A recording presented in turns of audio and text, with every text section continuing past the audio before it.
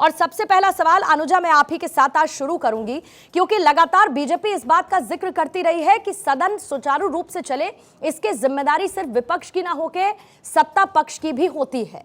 लेकिन इस बार लोकसभा एक दिन पहले अनिश्चितकाल के लिए स्थगित कर दी जाती है, प्रोडक्टिविटी 74% देखने को मिलती है, लेकिन दूसरी तरफ लगभग 146 सांसद सस्पेंड हैं।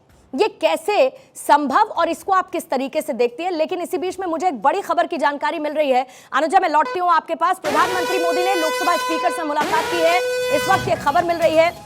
एक तरफ जहां पर ये भी उन्होंने कहा है कि संसद सुरक्षा के लिए जरूरी कदम उठाए जाने चाहिए। विपक्षी नेताओं से प्रधानमंत्री मोदी की मुलाकात हुई है, विपक्ष के फ्लोर लीडर से पीएम ने मुलाकात की है और सुरक्षा पर जरूरी कदम उठाए जाएंगे, इसका भी जिक्र प्रधानमंत्री की तरफ से किया गया है। लोकसभा स्पीकर से मुलाकात के बाद प्रधानमंत्री मोदी ने विपक्षी नेताओं से मुलाकात की, फ्लोर लीडर से मुलाकात की और जिस तरीके से सदन की कार्रवाई चलते हुए नजर आई उसमें प्रधानमंत्री ने इसका जिक्र ओम बिरला से किया है और सुरक्षा पर जरूरी कदम उठाए जाएंगे, इस बात का आश्वासन भी उनकी तरफ से दिया गया। लोकसभा स्पीकर से प्रधानमंत्री मोदी की मुलाकात, विपक्षी नेताओं से उनकी मुलाकात हुई है और फ्लोर लीडर से विपक्ष के प्रधानमंत्री ने मुलाकात की है।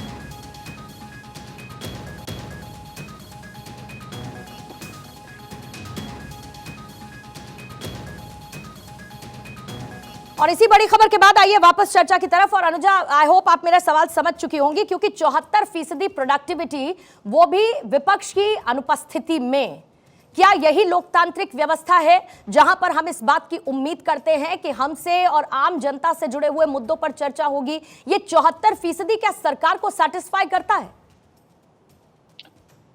पूर्णिमा जी, मुझे जहां तक लगता है कि इसका जवाब तो विपक्ष को देना चाहिए। विपक्ष चुनकर आता है, विपक्ष आकर बैठता है, एक लेजिस्लेटिव बॉडी है, ये एक प्राइवेट एंटिटी नहीं है। पार्लियामेंट आपके और मेरा घर का ड्राइंग रूम नहीं है जहां पर आप घुसकर कुछ भी किसी भी तरीके से अपनी मनमानी करेंगे। आपका काम है लेजिस्लेटिव बॉडी, आपके टैक्स पेयर जिनके बलबूते पे आप चुनकर आते हो, टैक्स पेयर का पैसा एक दिन में, एक घंटे में कितना निकलता है, इस बात का इनको दर्द नहीं है। आपको मालूम है कि कितने इंपॉर्टेंट बिल्स थे जो पास होने थे, पर इनका जो मदारीपन था, जो इन्होंने, इनके कांड खुद के हैं पूर्णिमा जी, हमने कुछ नहीं किया। और पार्लियामेंट बुलेटिन के अंदर सितंबर 2023 के अंदर ये बोला गया था, खास बोला गया था कि प्लैग कार्ड मत लेकर आना, मत करना, ये सब ऑपोजिशन ने मानी थी ये बात, इनको पता था। पर क्योंकि ये निलंबित हो चुके हैं, महाराष्ट्र, जब आप देख ही रहे महाराष्ट्र से निलंबित, एमपी के अंदर आपको नजर आ रहा है कि हमारी सरकार वापस आ रही है, तो प्रो इनकम्बेंसी वाला तो कोई अब एंटी इनकम्बेंसी है नहीं, तो प्रो कम्बेंसी है यहाँ पर। तो आप ये देखिए कि जहां पर एमपी है वही राजस्थान और छत्तीसगढ़, क्योंकि इनकी हार वहां पर है और वहां पर ये बात कर रहे हैं अनएम्प्लॉयमेंट की। तो मैं पूछना चाहती हूँ, जिस अनएम्प्लॉयमेंट के बेसिस पर आपने यूथ जो टेररिस्ट अटैक और जो कूद रहे थे यहां से वहां, वो जो यूथ जिन लोगों ने छलांगे मारी गैलरी से, टेररिस्ट अटैक करा, क्या आप उसको जस्टिफाई कर रहे थे? फिर बाद में आप कहते हैं कि वो एक टेररिस्ट अटैक है।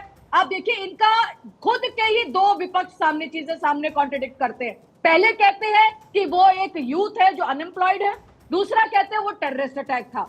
मैं पूछती हूं, अगर वो अनएम्प्लॉयड था, कर्नाटका क्षेत्र से एक आता है, राजस्थान का अनएम्प्लॉयमेंट क्षेत्र 20, अब जो परसेंटेज है 28.1% है। आप मुझे बताइए राजस्थान में आपने क्यों नहीं एम्प्लॉय किया? आप मुझे बताइए कर्नाटका में अगर आपका 2.1% है, तो कर्नाटका में अगर 2.1 आपका एम्प्लॉयमेंट एरिया है, तो वो लड़का कैसे रह गया?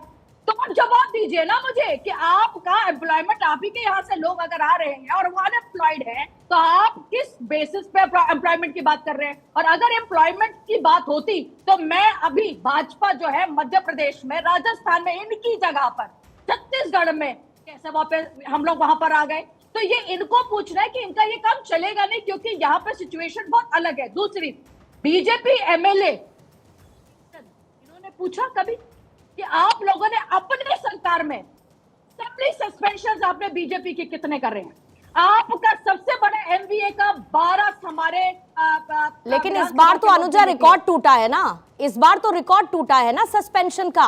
और सीधे सीधे विपक्ष तो यही कह रहा था कि अमित शाह आए, सदन में सुरक्षा में चूक मामले को लेकर बयान दे।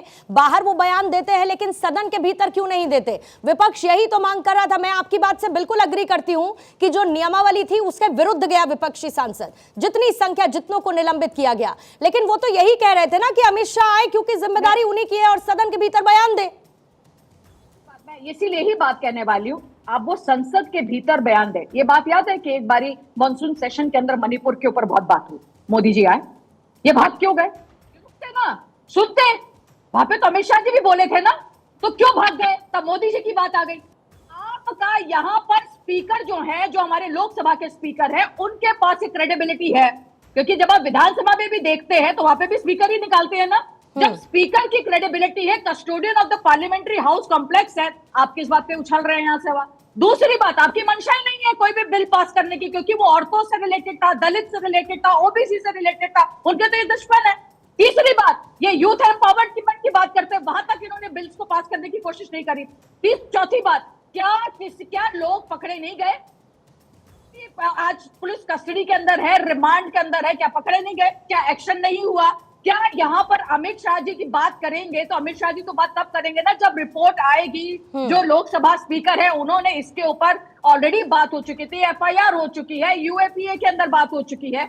आप क्या चाहते हैं? आप जानबूझकर इसका प्रोपोगेंडा कर रहे हैं, जानबूझकर आप खुद सदन चलाना नहीं चाह रहे थे, क्योंकि आपको खुद को पता है आप लोगों की असलियत की, आप कौन से लेवल पे खड़े और लोगों को नजर आ चुका है। और अब मैं धन्यवाद देती हूँ ऑपोजिशन का कि वो जो एक कल्याण जी जो हैं, जो एक मदारी के रूप में नजर आए बाहर, और बहुत दुखद है वो, बहुत दुखद।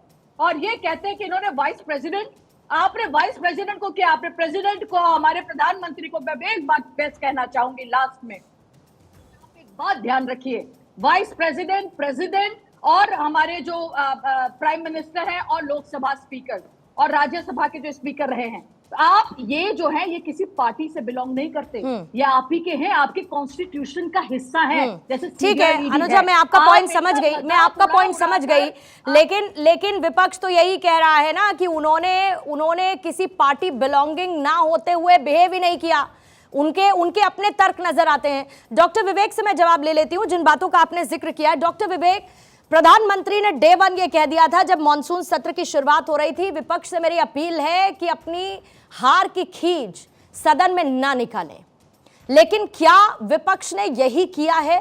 क्या प्रधानमंत्री की कही हुई बात को सच कर दिया है?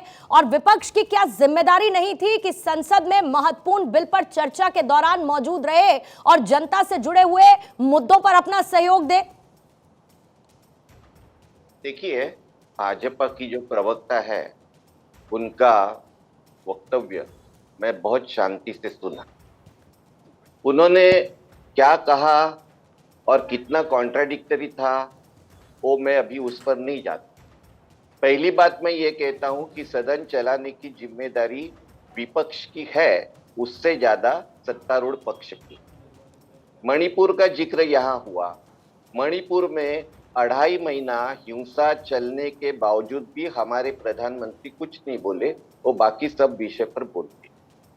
दूसरी बात, तब प्रधानमंत्री बोले कि एक बिल्कुल घिनौना वीडियो सामने आया, वो भी सदन के बाहर सिर्फ 34 मिनट बोले।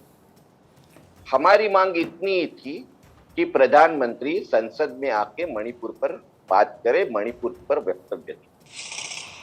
प्रधानमंत्री दूसरों को घमंडी कहते हैं, लेकिन सिर्फ घमंड की वजह से प्रधानमंत्री ने मणिपुर पर कोई वक्तव्य संसद भवन में नहीं दिया है, जो एक प्रजातंत्र में सबसे पवित्र जगह समझी जाए।